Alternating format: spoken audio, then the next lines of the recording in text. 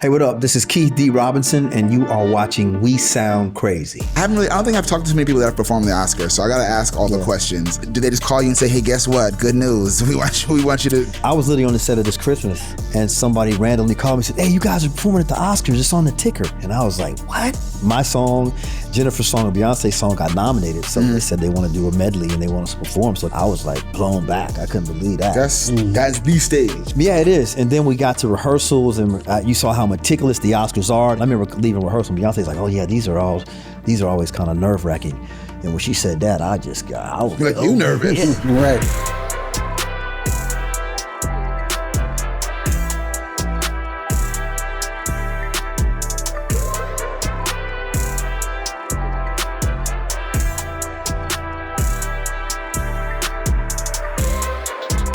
Welcome to another week of We Sound Crazy, Crazy. Your official backstage pass to all things music and culture. What up? Music, TV, film executive, Phillionaire. What's good, y'all? It's Claude Kelly, hit singer, songwriter, and one half of the band Lewis York, with this gentleman right here. And I'm Chuck Harmony, a singer, songwriter, and producer, and the other half of Lewis York. Oh, and we're not alone today. We're not alone. We're in the A, and we got alone something special today. Our next guest is a true multi-hyphenate whose career has moved seamlessly between music, film, and television. You know him from standout roles in beloved projects like Dreamgirls, This Christmas, Saints and Sinners, and now as Dr. Ted Richardson on CBS's hit daytime drama, Beyond the Gates. Keith is also an incredible vocalist and recording artist, currently ushering in a new chapter with his latest single, Different Languages, and his sophomore album, Love Episodic 2, just dropped. He's also gearing up to hit the road for a City Winery national tour. Please welcome Keith Robinson to We Sound Crazy. Let's go. Thank you. Yes, sir. Appreciate you. It's a heavy-duty biography. It's a heavy... He's pretty good. He's pretty good at that. That's right. You've been busy. I've been busy. I don't like idle time. You need a lot of time. Well, thank you for giving us some time. Yeah. No, you know the schedule is crazy. Yeah. We're actually big fans of you here on the show. Appreciate it. And we were excited to have you on to talk about all the things you're doing. Because we actually are Beyond the Gates fans. We'll get into that a little bit. Get up out of here. Nah. It's the only show I watch religiously. Every day we watch. Y'all on that soap thing, huh? No, listen. Okay, let me find out. It's the only soap or TV show I watch religiously. That's what's up, man. We appreciate that. We need that. Yeah, bro. So Keith, from Power Rangers to the Oscar stage, because you've been everywhere. Right. What do you make of the journey so far?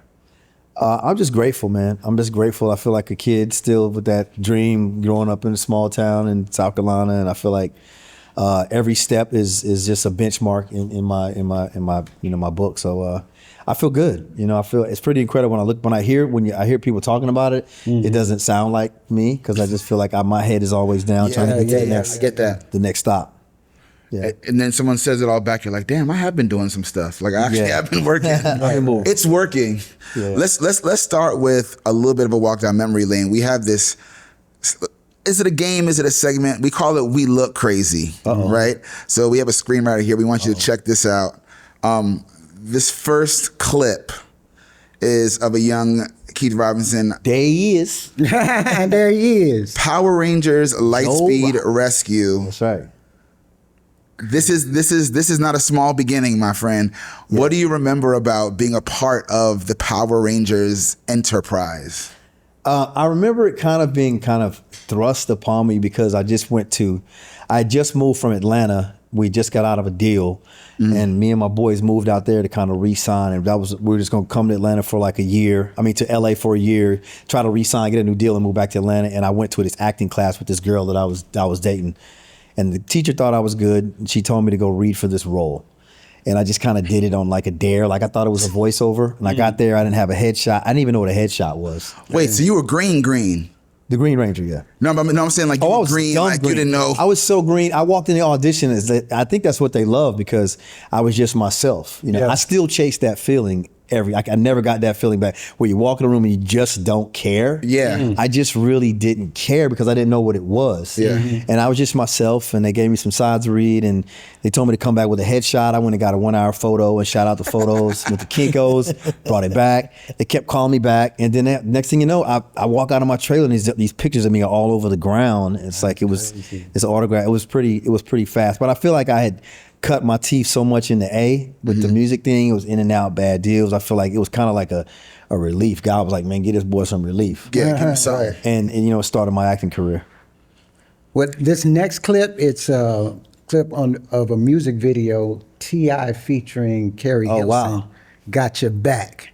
What? Was this your first music video? Well, this is my first music video.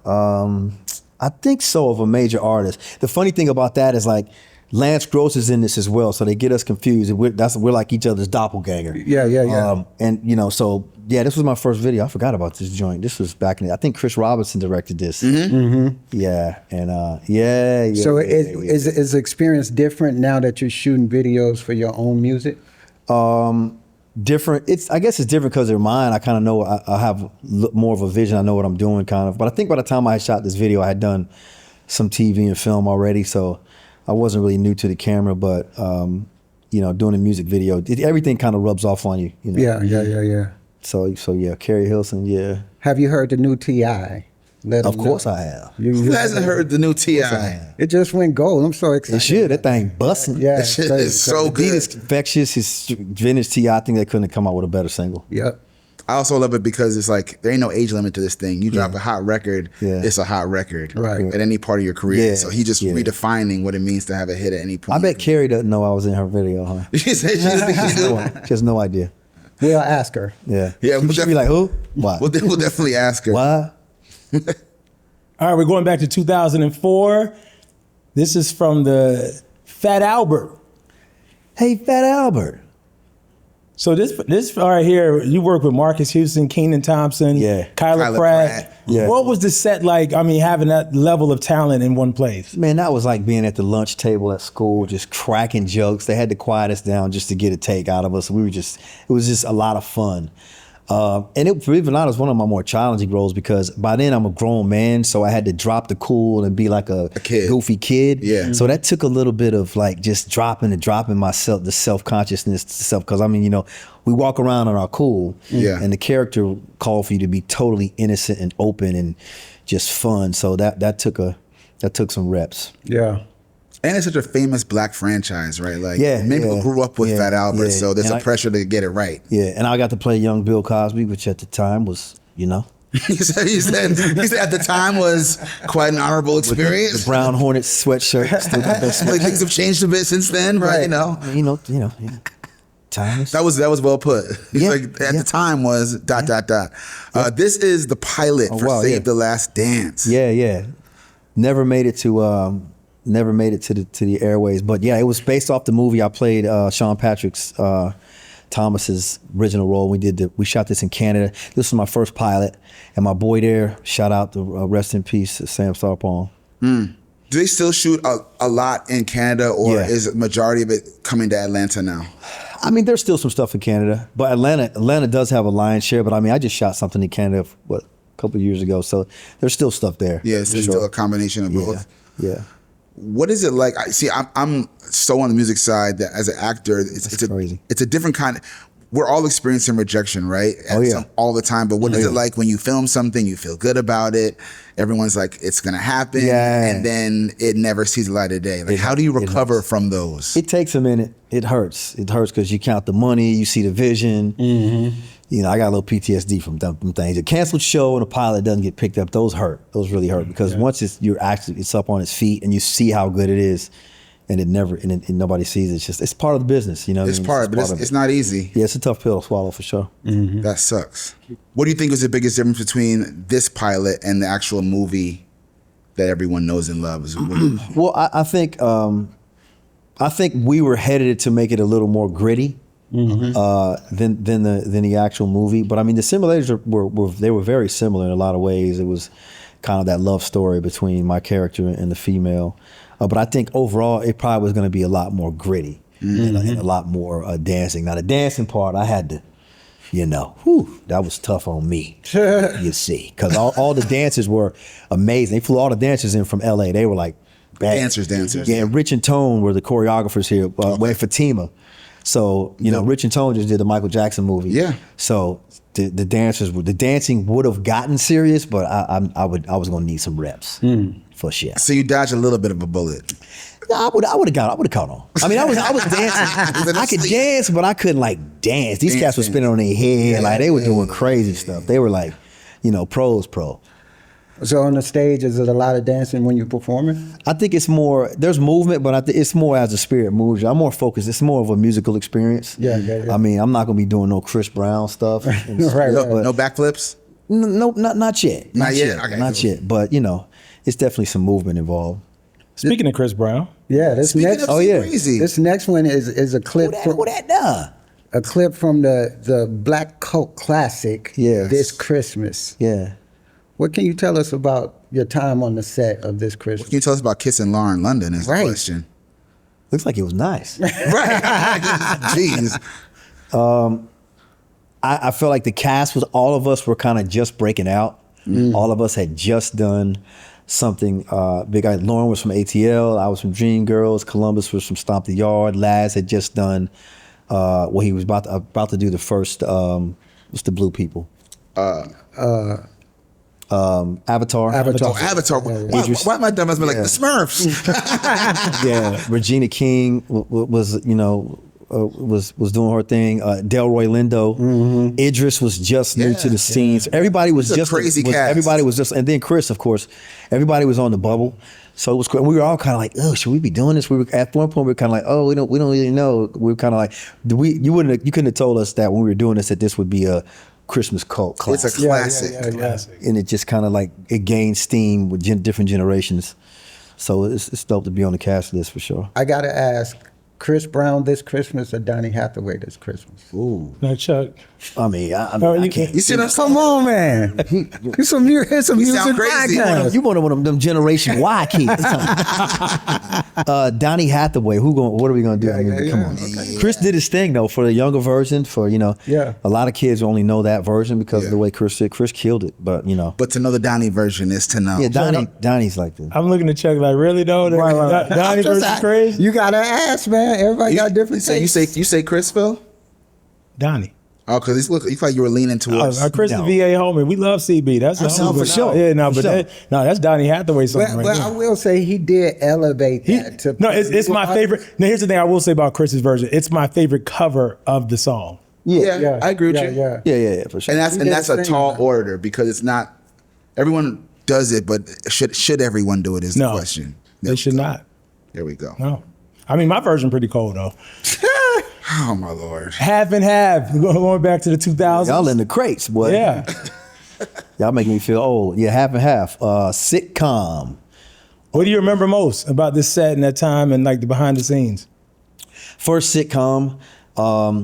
Essence Sackins, Valerie Pettiford, Yvette Lee Bowser, they were very welcoming to me because I was pretty much new to the scene. It was fun. It was like doing a play in front of a live audience. It was kind of, I grew up as a sitcom kid, so I kind of just based it off of what I had seen. I was kind of winging it too, but I kind of caught on pretty quick. I love sitcoms. I feel like they're certainly not there are sitcoms for sure, Yeah. but the golden era of them like this, Yeah. I miss. Yeah. This was the Living Single days. And, Right. Yeah. This was fun, man. If you could reboot one of these classic sitcoms, and I mean I'm thinking from the Jeffersons all the way back, like which one would you want to see back on air right now? If done properly, the budget is unlimited, done right, which one comes back? There's so many. I mean, of course, I'd want to. I think Martin is the greatest sitcom ever. I wouldn't mind seeing Good Times right now in a more grittier setting, but still just as funny. With what's happening in the world right now, that commentary would be crazy. It would be crazy. That's My Mama. Oh. That's my mama. Shout out Mama, Clifton. Yo. Because I work with Clifton now, and I always tell him about Ted Lane. We come like, woo, way. So I would love to see that done again in a current barbershop. Yeah. Yeah. Where we could attack current issues or what's going on right now. People don't bring up that sitcom enough. Yeah, so That's My Mama was a classic. I mean, what's happening? I mean, I could tell the time by what was on TV and what part it was at. So I was a TV kid. I love What's Happening. What's happening was dope. Yeah. There's so many good ones. I feel Yeah. like they were able to get so much funny but in there, but also so much politics in there. Like, Yeah. I just watched a Jefferson's clip and they were dropping the N-word. Oh, This is yeah. like in the 70s. In the Like 70s. it was bold. It was bold. Let's bring some of those back. I'd love to see that happen. Do we have one more clip? Let's do Dreamgirls, a little movie called Dreamgirls. Now this is Effie Sing My Song. Yeah. This is a song that you have to really know what's up to know about because This it got cut out of the movie. They cut it out of the movie. Yeah, the director called me a day before the movie dropped and said, "Keep that bad news." The day before? Yeah, it was like the few days before he told me when the movie dropped that they want to cut this out because it ran too long. And this was really my moment. This was a duet between me and Jennifer Hudson. Right. This is the audition song. This is what got me the job.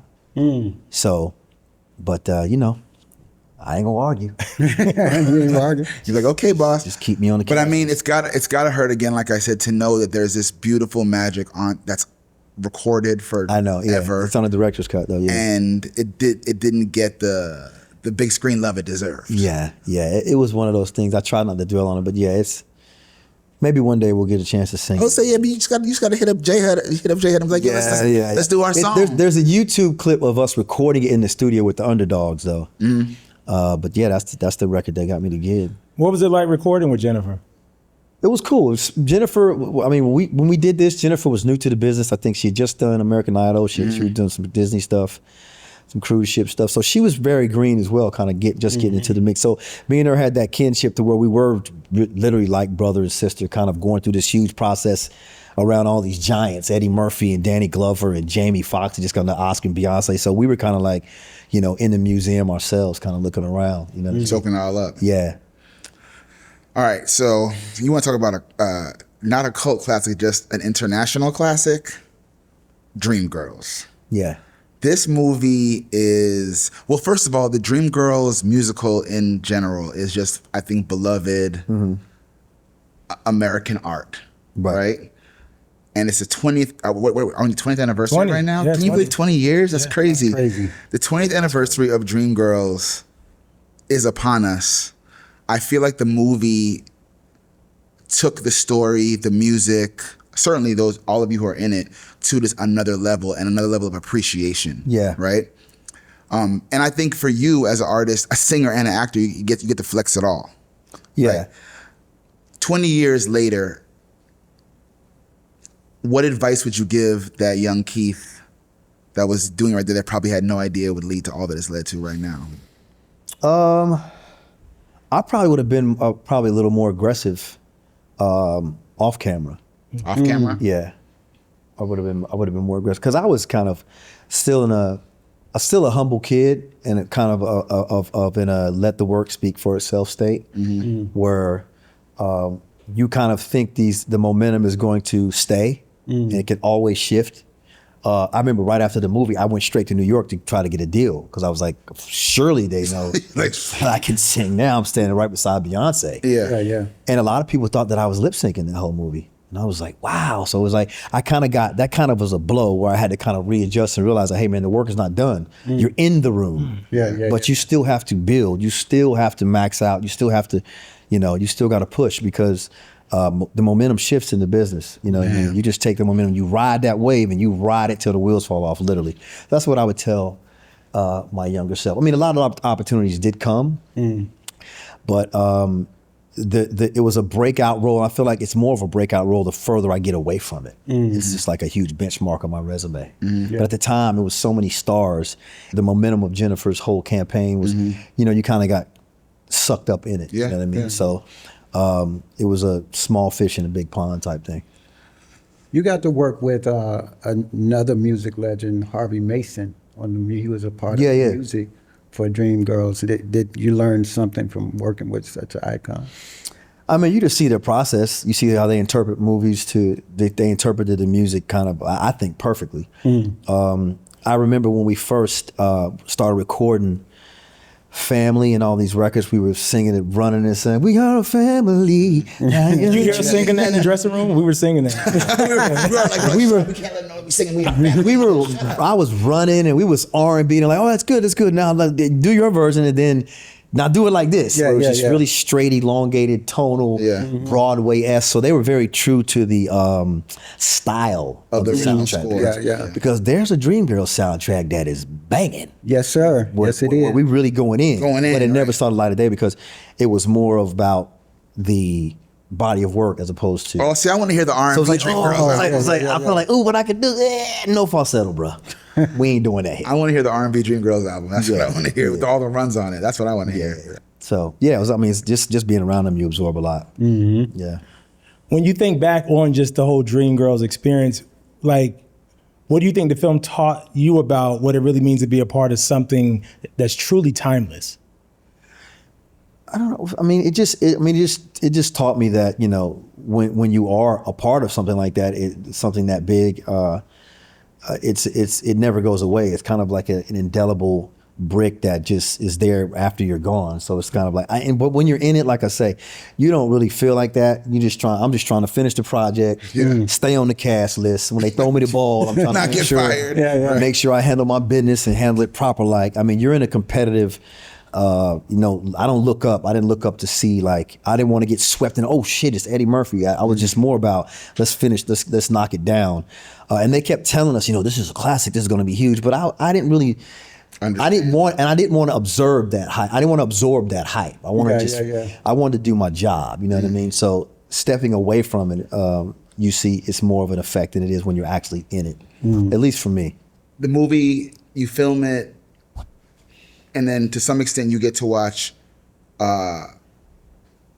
the biggest machine happen, right? Which is rare, right? Yeah. Lots of people do things and you start with like kind of the small ones and it's the engine that could, and then you get to. Yeah. It reminds me a lot of my songwriting career because one of the first things I did was like Britney Spears, right? And it was just like, oh, this is what happens when the whole machine is running. Right. Oh shit. So this machine runs, you're watching the PR campaign, which leads to the Oscars. Yeah. And now they're like, yo, you're performing on the Oscars. I don't think I've talked to too many people that have performed the Oscars, so I got to ask all the questions. How do they just call you and say, hey, guess what? Good news. We want you to perform. I was literally on the set of this Christmas, and somebody randomly called me and said, hey, you guys are performing at the Oscars. It's on the ticker. And I was like, what? And I called Bill, the director. He said, yeah, because there was 4 categories that got for music, and 3 of the categories, my song, Jennifer's song, and Beyonce's song got nominated. So they said they want to do a medley and they want us to perform. So that was kind of like, I was like blown back. I couldn't believe that. That's the stage. Yeah, it is. And then we got to rehearsals, and you saw how meticulous the Oscars are. They had like, instead of how they put the faces of names where people are going to sit, they had actual impersonators there. They had a dude that laughed like Eddie Murphy that got up to accept the award. They had laughers for when Ellen DeGeneres would tell a joke and people would be laughing. It was so meticulous. It was like so down to the meticulous minute that I was like, oh, this is big. And I remember leaving rehearsal, Beyonce's like, oh yeah, these are always kind of nerve-wracking. And when she said that, I was like, you nervous. Yeah. Right. I was like, oh, you was nervous? So it was a pretty big deal, man. I mean, it was a huge deal. The red carpet was crazy. I didn't really think anybody would know me. I told my brother, let's just go around because they're gonna be this not even a playoff series tonight, bro. And then we got out there, Joan Rivers was like, Keith, come over here. And I was like, what? That was crazy, right? Yeah, it was crazy. I think soundtrack. So it was like, it's like the Super Bowl, I call it, of acting. It's like, because you see like, there is definitely levels to this. And the performance was, you know, I just stared at Peter O'Toole the whole time. I just didn't want to look down. I just stared at Peter O'Toole, and I saw my brother. Let's just get through this. But it was amazing, man. It was definitely a benchmark. How the nerves when you're performing, like especially in a musical setting? You know, when I watch it back, you kind of black out. You just get into the execution of it, and just really, I don't want to be flat. You don't want to be flat. No, you don't want to drop do that. notes. I want to pick up my cues. You just go into performance mode, because if you start breathing in the moment of it, then sometimes it may go left. Yeah, you don't want to be flat. In front of a billion people, the stage guy hands me the mic and says, you know, it's a billion people out there tonight. We just got in aired in Asia. No pressure. All right, get on out there. No pressure. I was like, oh my God. Have you done Broadway? No. I've had opportunities where I've come close, where I've done the Sting with Harry Harry Connick Jr. We worked out, and that came very close. And as a matter of fact, Say the Last Dance, I was gonna do Lion King, replace Lion King, but they flew me in for rehearsals and everything, and the rehearsal kicked my ass. I'm like, Broadway's no joke. Crazy. And then this pilot came along. I was like, you know what? I might just let me just. I like craft services. Yeah, I like crafty. I like a trailer. I like a trailer. I like sides. Time to chill, right? Wardrobe. Because there's no one I've talked to who's done Broadway stars included, who do it on the regular, who are not like, yo. I feel like you have to do it though. I feel like for me, it's the last thing on my plate that I haven't done is Broadway. I worked out with kill at Broadway, bro. You're a triple threat. So. I want to do it. I mean, I got a chance to do some scenes with Denzel and Kenny Leon for Fences in LA, which I thought went really well. Didn't get the role, but it kind of like really made me want to like be a part of it, because I think it's very well respected in the thespian community. Absolutely. If you can do Broadway, then you can do anything. Absolutely. Yeah. That 8 shows a week though. It's no breaks. Especially singing. I'm like, how do you expect me to like do this every night on key, clear to the back of the house. Yeah. 8 times a week, then get on the subway or get on the and just go out inside this New York. Like this, it's a grind. They're different. And then you got to factor in the intensity depending on the role you have. Yes. So you're talking about sometimes you're carrying some emotional weight. And it's live. No 8 times a week. And then your understudy is right behind you waiting. God, I hope he fuck up because I'm ready. Like, right? It's intense. Yeah, that's why I want to do it, because I want to do it. I definitely want to do it, but hopefully the right role will come. I would love to see that happen. Yeah. And now, would you be more inclined to do a musical or more inclined to do a play? I may be more inclined to do a play with maybe a song number. Yeah, instead of the full. Yeah, maybe so, but Because that Lion King was crazy. That audition was crazy. They'd be like, be here, sing it here. I was like, man, I'm shot, bro. Yeah. I'm shot. I got on the plane and fell asleep. Oh, they had to wake me up. We're here, sir. I was so tired. So we can't go much further without talking about this hit daytime soap that we call Beyond the Gates. Yeah. Now my co-hosts are huge fans of this show. So the brothers is watching people. We watching. And for those that don't know, Beyond the Gates is a partnership with the NAACP and CBS. It's just a special relationship, which I love. But Keith, I'm looking at my notes and it says they called you on Thursday. Yeah. You screen tested Friday, and by Monday you were on set with lines. Yes. How do you prepare for a role that fast? Like, that's unheard of, especially when someone else is playing the role prior to you. Yeah. Me think. They sent me a nice little monologue there. Yeah. But I mean, I've been doing this a minute, man. So to me, when you're an actor, you're an artist, you're hungry to work. So I was hungry. I hadn't worked. The fires had just happened in LA. Rent was due. Yeah. Homie needed some new shoes. So I was, this is kind of, you got to stay in attack mode to create a body of work here. You got to stay ready. So I kind of leaned into that, and really it was just, I didn't really again think of what it was. I kind of looked at it like, I'm gonna go down here and reoccur, do this, sign this and do what I got to do, and then we'll see what happens. So I didn't really get into it. I mean, I had the weekend, I had Saturday, Sunday, and I've done plenty of monologue, plenty of work like that. So it wasn't, I didn't really understand what I was getting into, especially replacing someone else. Yeah. Where people had already kind of gotten used to. Yeah. So, that was again after the fact when I saw like, oh snap, this is different. Like, this is, I'm gonna have to convince the people again that who I'm is. I just expected the love, but it's like, oh, why CC doing a CC there? Why Devin? Why has he got on a suit? Why he got on scrubs? Why he got on scrubs? So it was like. You had to earn yourself into Dr. I think so, but I knew the work. I knew as time went on, when they would see the work, and they would get into Ted Richardson, played by Keith D. Robinson. Brother, we talked about it when it happened. You elevated the show with that swap. No disrespect to who played him before. Yeah. But casting is everything. Yeah, it is. It just is everything in life, actually. And you coming in the show was when we locked in, like, okay, now here we go. Now it's my show. Like, what's happening next? Like, That's what's up, man. That's what's up. Are y'all a part of the Television Academy? No, we need to be though. Go, okay, y'all do so y'all can vote for the Emmys. It's Emmy time. It's Emmy submission. No, say less. But guess who is the member? Hey, Phil, come on now. Yeah. Go on and get you a couple votes in there, Phil. No, we'll correct that immediately because when I say that we're fans, I don't even know how we ended up watching it. We just caught the pilot, right? Yeah. And we're like, and of course you want to support our own, so we're always looking to support, especially a black show that's groundbreaking in daytime, right? Yeah. So that was part of the angle. Like, let's see what's up, and immediately got hooked on just. Yeah.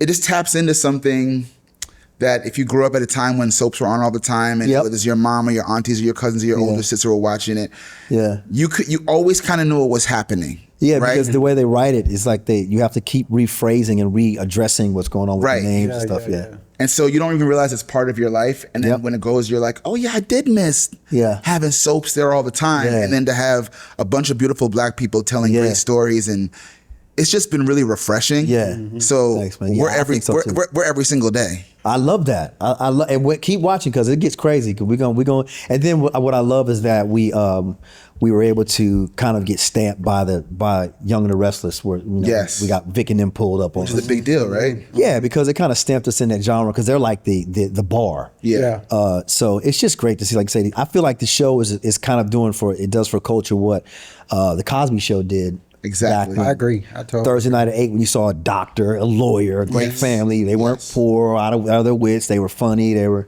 that's kind of what Beyond the Gates kind of represents, I think, right now. On social media, it seemed like there's so much camaraderie with the cast. Yeah, it's like that. Is it like that on set? Yeah, it's cool, man. You walk in that building, it feels like home. I've never been on a cast like that before, and I've been doing this a while. But it's like that's like really my family. Like those are really my cousins. Like any of them, we kind of are all connected. I feel like because we experienced this at the same time. So the building is always turned up, right? Right. You'd be having fun. Yeah, it'll be turned up. Yeah, all the time. I just left there. Who's the least like their character on Beyond the Gates? Because I feel like I'm talking to Keith and I'm talking to Dr. Phil right now. You feel like I'm like Ted? Yeah. Nah. He's like, nah. Just your mannerism. I'm on camera, so the you professional embody thing, the essence of that. Yeah, it kind of comes in, but nah, I'm a Negro. but nah, I think pretty much like who's the least like their character? I don't know. Well, my mistress, Leslie, who plays Love her. Trisha Mangre. She's sweetest, coolest, down to earth. She be giving people the played the hell out of that role. She's an amazing actress. It's crazy. But I think, and even Danny, who played by Carla, amazing. Yeah, super grassroots, down to earth. Everybody's really cool, man. Everybody's really, pretty cool. Yeah, I'm putting my bid in right now. So We Sound Crazy is called the backstage pass to all things music and culture. Yeah. And I know we want a backstage pass. We want to come experience it. Y'all can pull up anytime. And let them know what it's like to experience man. The intensity of a black soap opera. Let me know when y'all want to come to and Raphael pull up. Y'all pull up on the lot anytime. We right over there. I might get a little starstruck. I ain't gonna lie. They take you up on that. They No, talk about this show every day. We got, as you know, we've been taping episodes for some time, but they have been the most excited. They say, yo, what day is Keith taping on again? I'm like, okay. Go see Dr. Ted. Because we watch religiously. Like we're in the studio usually from like 10 to 7 at night, and at 4 o'clock, we take that break. And it's we're trying to do some original music for the show. Yeah, man. We're trying to do some original music for the show because now I'm starting to see y'all incorporating live performances there. I saw Jennifer Holiday was on one. Kenny Lattimore. I'm like, yo, holla at your voice for a hit record for the show. It's such a great platform. Actually, my first on the album, Forever Bay, was on there. I was just about to say that. Yeah, Forever Bay was on there. Yeah. How did that happen? How did your music and your acting world collide for Forever Bay? Like, how did that make it in the show? Well, Forever Bay was written for my first wife in real life, my wedding. Okay. Never got to play the song really at my wedding. I'm not married anymore, but by the same name as the lead character of my wife on the show. Nicole. Yeah. which was kind of crazy. It's a little bit awkward, you know what I'm saying? it was kind of serendipitous, I think, because I put that song in the bottom of my backpack, never to be heard again. And usually when I'm working on a project, I'm always harassing the music supervisor to let me put a record. You know, I can tell the story, I'm telling the story. Yeah. And it usually works. So I kind of campaigned to find a record that would kind of embody the character and the relationship. And then I just played this record and I was like, this may work. And then when I played it, I think everybody loved it. And then the more and more I kind of got into it, I was like, this record actually fits perfectly for the relationship of Ted trying to regain the love and trust back of his wife. So that was the play, and I kind of wanted to go. I went upstairs and kind of talked to the producers about trying to get everyone on board behind the record, and it worked out. It worked out. People love the record, and it's been doing well ever since. So that one kind of worked out. Now the relationship that I want to know, because it's confusing to me as a man, is the relationship between As a man, at his core. Dr. Ted and Carlton. I do not that's pissing me off. understand. It's usually pissing me off. It's supposed to be hands, bro. This is soap opera, brother. We can't. God damn it. This is see not. You Phil. the Negro eyes. So we can't do that. We on network TV now. Don't get us thrown off network TV, bro. But it's just like Dr. Ted is so accommodating to this BS. This guy. Well, I mean, he did go upside his head, threatened him a couple times, right? It was light though. It was light. He get rocked for that's breaking bro code. Yeah. And, Phil's looking like Phil, just to catch funny. you up. Dr. Ted is a plastic surgeon. His business partner is now dating his ex-wife on That'd the show. be just like if I was married. I almost filled in the blank, but okay. Yeah, he is. And then Claude started dating my ex-wife. Ex-wife. That's the same thing. In my face. Happens. Hands. It happens all the time. But 5 heartbeats. Holy disrespect. It happens though. It happens. You know. Yeah, but the thing is, on the way that I can process it and digest it is that they're what they've built together in this hospital. Their practice, they're not going to blow it over an emotional outburst over a woman, Right. And that's what I was able to work off of. But now but I can't tell you now. We're 4 months ahead of y'all. Y'all 4 months ahead? We're 4 months ahead. Yeah, we're shooting fall right now. Oh, man. So it's gotta be torture to watch people. It's gotta be torture to watch people be going ham about what's happening now. You're like, that happened like forever ago. I love the fact that people are talking about it. You know, what I mean? I don't really watch too much. I mean, we're busy making it, but the fact that you guys are talking about it is great. And I felt the same way when I read it. Like, what a snip! What a simp! Like, why would you? But it's a soap opera. You know what I mean? Yeah. But it does. Again, we don't want to get into hands and fit. We want to try to elevate the stereotype. So just structurally for you personally, you have done movies, you've done sitcoms, you've done soap operas, you've done music videos. Describe the difference to the aspiring actor out there that wants to understand. Or the aspiring multi-hyphenate, should we say. Yeah. This aspiring multi-hyphenate. What the difference is about these different formats, getting prepared for it, and which one you love the most? Soaps are more fast-paced. There's a lot more material, and you have to get to the moment quicker because you have to digest. Like this morning I did about 10 pages, and then tomorrow I'll have to do another 15, 20 pages. So it's a matter of you have to be able to get to the moment, break down the material. And when do they give it to you? They give it to you, week or so in advance, but I don't really work like that. To be honest with you, I'm more of a because I'm thinking about this script. I'm not looking ahead to the next script. Now I'll focus on tomorrow's information. But I mean, you skim through it. But long story short, you want to be able to try to process material faster and get to the moment faster and make it believable. So soap operas move fast. So that format, it can be tough for people. I think movies, depending on the role, you're allowed to, you can really outsource and use your environment and live with the character and build. Like, for example, Dreamgirls, it may take 4 hours for a lighting setup. You might be in your trailer for a minute. So you have chance to live, just come out and do one line. So there's more time to kind of marinate, build the character, break the character down. TV, I think, is kind of the same way. It moves pretty fast, but this usually takes 8 days, 7, 8 days to shoot one episode.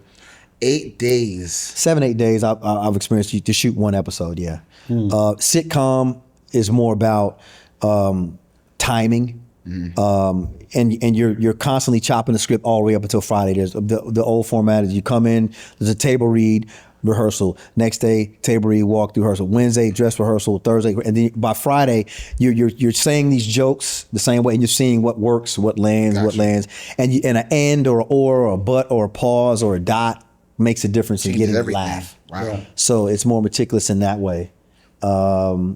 Music videos is just about expression, I think. You know what I mean? How your level of swag, how do you want to communicate the record? Is it intense? Where are you at? You're still telling a story, but it's more of a visual thing, I think, when it comes to video. And your favorite, if you had to pick one? I mean, I love to do big, gigantic movies. It's like big, really well-paid, lucrative, big international movies. I don't know. Right. I don't know. I just like them. They're just. I feel you.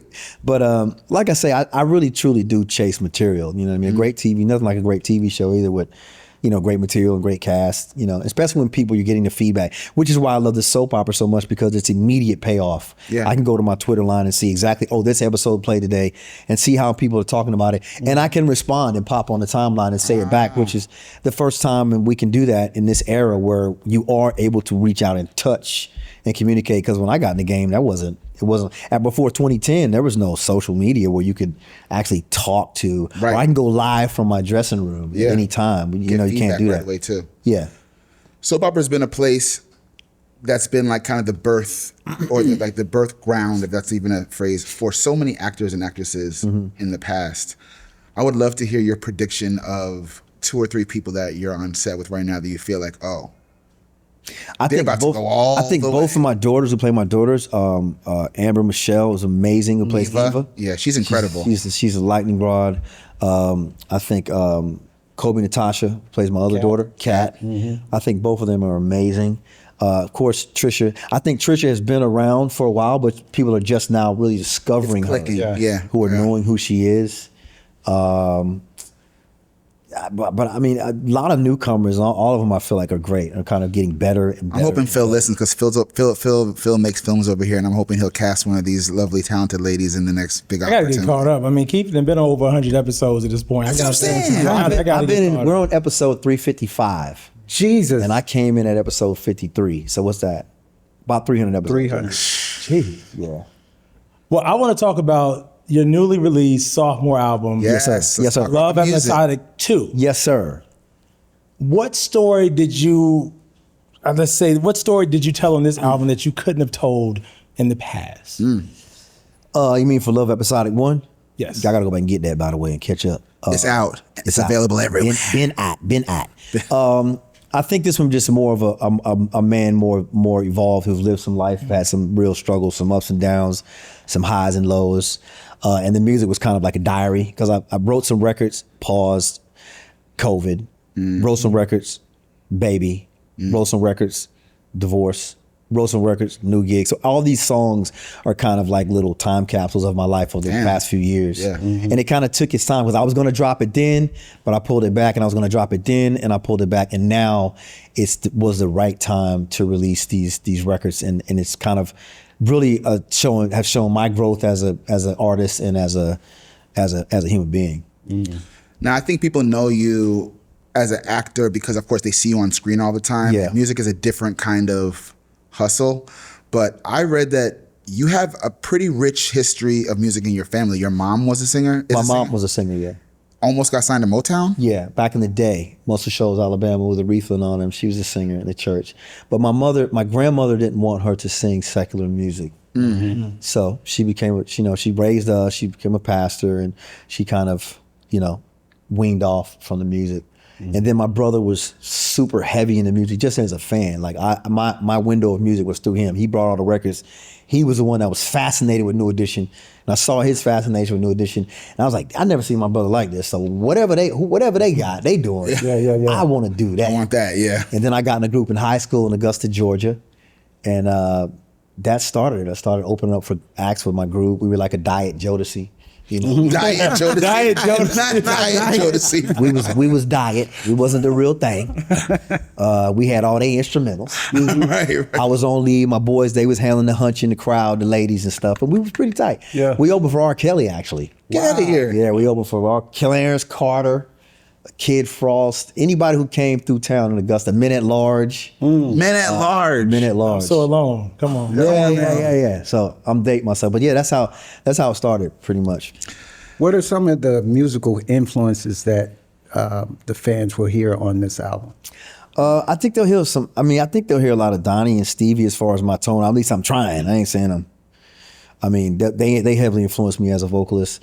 I'm a hip hop baby, so I love beats. And the storytelling, I think, just comes from me, just being a storyteller, from what I do for a living, and just always having that kind of imagination to want to paint a picture. Yeah. So that's kind of what I think you'll hear in this album. Cool. Anytime someone says they're influenced by Stevie, I feel like, because we all are, right? Who is it? But tell me if this is true for you too.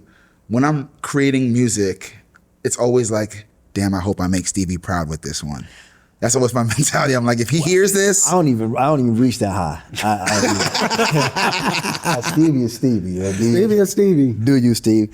I just want people to love the music and it be a part of their great R&B soul collection. Yeah. I want to shock people because I think people still don't know the depth of what I do as a musician. Yeah. And I think this album will finally they'll be able to kind of tell, because that's kind of always been the elephant in the room for me. It's like, people have always known me as an actor, TV, you know what I'm saying? I'm like, yo, but I sing, right. And then people are like, I didn't know you sang. It used to incense me. I feel you. Like, what do you mean? Like, but I now I kind of look forward to being able to, shock somebody, because anytime I perform, some people know in the crowd know, and other people are like, where I know him from? And it's like, oh snap, you know what I mean? So it's always a discovery. It's more than you. Right. It's more than, and they're like, oh, Cece. Yeah. No, but that would frustrate me too, because to follow you online is to know that you're actually, in my opinion, a musician first. Yeah. Right. And then everything else comes along with that. So that's like the main language. It is the main language, but it's like,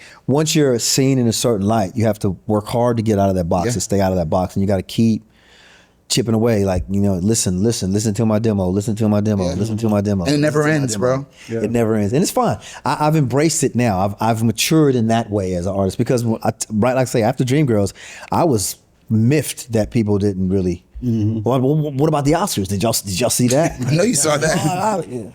I slept through it. Okay. What does success look like for you in the music space?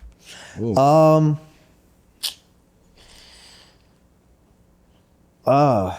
mean, I think it looks like a few things. I mean, I guess, of course you want the awards, you want to be recognized.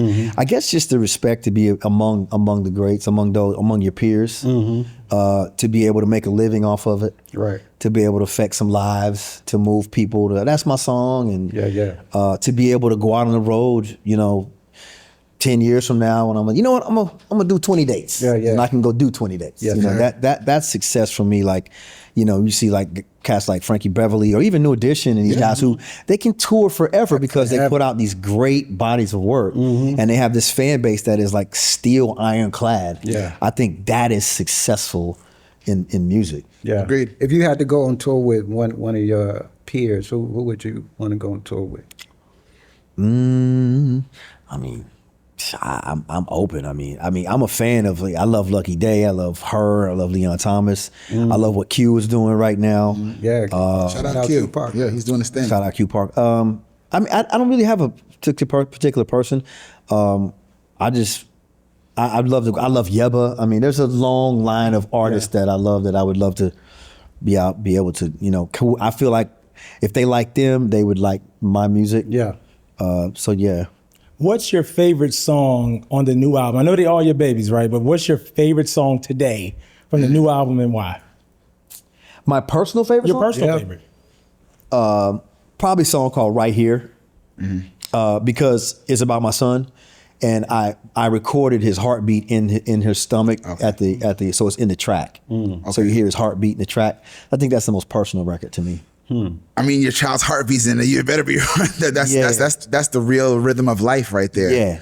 Yeah. You are going on tour with this music though. Yeah. We're definitely taking it out for sure. So what can people expect from the live experience this go around that they haven't gotten before? I think just a story of my story, and a story being told about life and love and breakup and divorce and success and just highs and lows of life kind of. And I want to kind of play it. I want to lean into my experience as a thespian to really kind of tell the story to where you feel like you're watching and seeing it played out. I love that. Dramatically. I love that. You know music, so I want to get your panel take. Like, let's debate music for a second, shall we? Keep or kill a little bit. Can we do a quick keep or kill? Sure. Keep or kill means keeper Or killer? This or that. This or that, if you will. It's pretty violent, guys. This or that, if you will. Stevie Wonder or Donny Hathaway? You got to keep or kill one. Come on now. It didn't say it was gonna be easy. Come on, Brad. I didn't say it was gonna be kind. You saying kill? You got to kill one for forever. It's got the whole catalog got to go. I hate to do it to Donny. I gotta ride with Steve. You got to rock with Steve. Yeah, just only because I know more of his records. Donny unfortunately was not here with us that long. Yeah. So you got to keep Stevie. Stevie changed the world. Okay. Jodeci or Drew Hill? Oh, we keeping Jodeci. Oh, okay. He told you he was Diet Jodeci. Yeah, we keep Jodeci. I just had to make sure, you know what I'm Jodeci, saying? nah, come on, nah. SWV or In Vogue? Ooh. SWV or In Vogue? That's a good one, but I'm going to say let's keep SWV. Okay. Because In Vogue, I just know a few that first album. Yeah. You know what I'm saying? No, you ain't no wrong answers here. Okay. Ain't no wrong answers here. Just trying to justify for my people. State love your you, case, bro. brother. State your I had a case. crush on every last one of y'all. State your case. Dawn. All right, so the 5 Heartbeats or the Temptations Heartbeats. movie? I'm keeping. 5 Heartbeats changed my life. 5 Heartbeats is what got me, made me want to be in a group, music. So Really? Yeah. I thought they were a real group forever. yeah, that movie really affected me powerfully, and I saw it by accident. Me and my mom in the mall. Like, let's just watch this movie, and I was like stuck. I couldn't believe it. Such a good movie. Yeah, that movie was crazy. Acting or singing? What you want me to do with him? You saying get rid of one? Yeah. Damn, man. He said, "What you want me to do with them?" Yeah, I gotta keep the singing. Yeah. I gotta keep it. Yeah, man. I love acting. It's definitely paid the bills, but Music first. yeah, music is first with me, and I feel like you can still be able to communicate the drama Yeah. Through singing. through the music. Yeah, Sure can. Earth, Wind, and Fire or the Isley Brothers? gotta go Earth, Wind, and Fire. I'm gonna keep them. Love the Isley Brothers. I just saw Earth, Wind, and Fire at the Hollywood Bowl. Yeah. And it was standing room only for 2 hours. I might have been the only black dude in there. And it was, you forget how many records Yo. they have. And Philip Bailey is still killing To this day. To You don't this even day. get credit as a vocalist. He's a crazy vocalist. His falsetto is different. I don't even know nuts. how he does that. So I got to go with Earth, Wind & Fire. And Ozzy Brothers, Yeah. Hip hop or R&B? we got to kill hip hop. Yeah, you're a singer, so that'd be crazy. to say We got to anything kill. like that. We got to kill hip hop. But it's a bad question there. He said that's a terrible question. Never ask it again. This one is for Dr. Ted. Ooh. In your heart of hearts, right? Yes. Your heart of hearts. Ask You know it, what I'm saying? Yes, bro. Shanice. Or Nicole. Oh my damn. That's a lot of beauty right there. You know what I'm saying? Well, Nicole dissed me, so Nicole this Ted right now.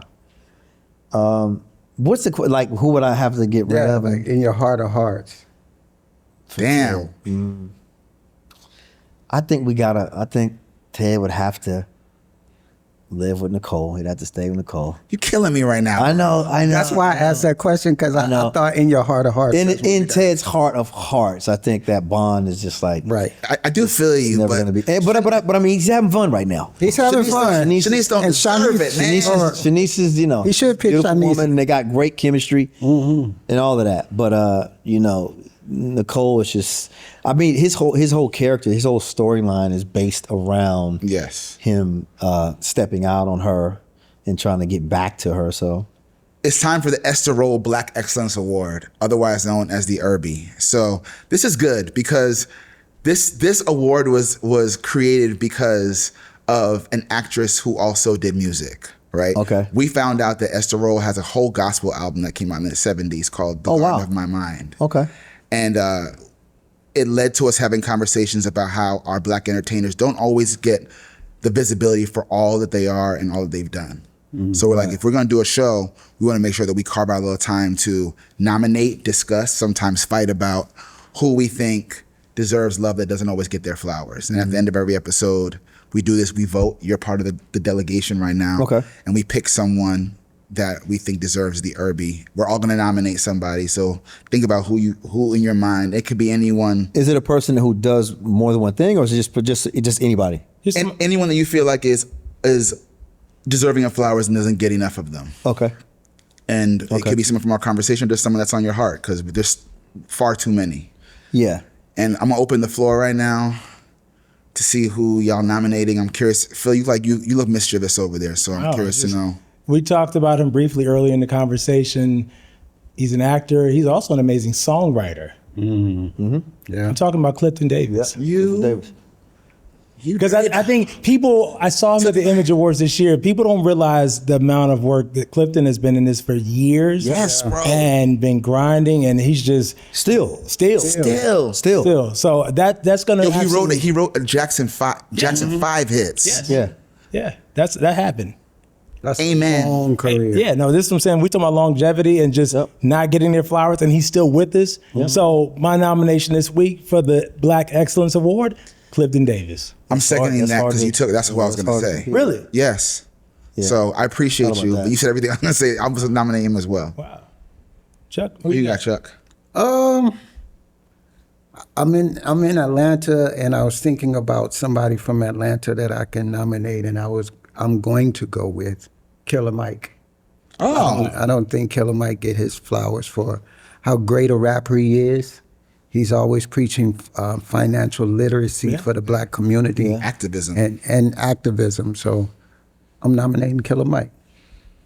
All right, Judge Keith, who you got? I really like Clifton Davis. I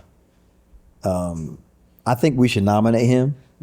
But I was gonna say two people: Gregory Hines and Jeffrey Wright. Jeffrey Wright.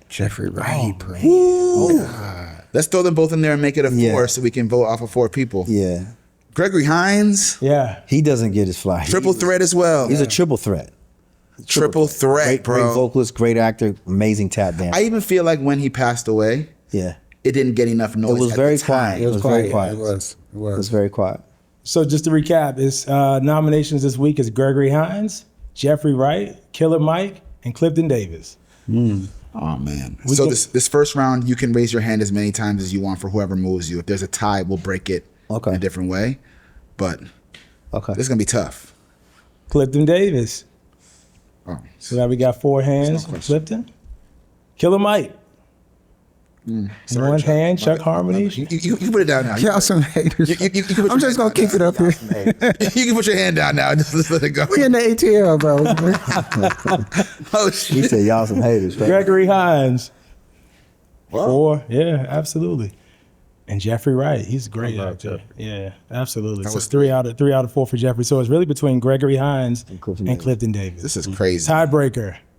So this time you can only vote once. This is how we're going to break this tie. Okay. Wait, let me hold on now. Let me marinate. This is difficult. Yeah. Okay, go ahead. Got that record with Luther too. Oh, wow. Why would you?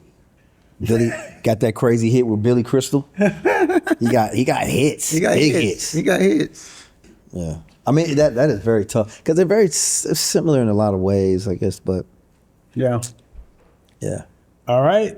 You can only vote once in this round, tiebreaker. So let's kick it off. Gregory Hines. No hands? So you can only vote once, right? You can only vote once. It's the tiebreaker round. This one, you can only vote once. So I mean, that's kind of in my defense. In my defense, Clifton I just see Clifton is my guy. I work with him. Yeah, man. Come So on. like, you know, I'm not gonna not vote for him. Of course not. I But feel like that was, you know. So okay, let's just for the record. yes, Clifton Davis, show of hands. Oh, looks unanimous, all 4. he's iconic. Yeah. I feel good about him winning. Congratulations to Clifton Davis. He's our winner this week for the Black Excellence Award. Yes, sir. Absolutely. Make some noise. That was good. That was good. On a final note, I will say that Gregory Hines could use a proper movie documentary. Yeah, sure. Pick something. Yeah. Because that life his life and his career is legendary. So Yeah, he's let's legendary. just keep his name bubbling because he definitely deserves the flowers. Yeah, for sure.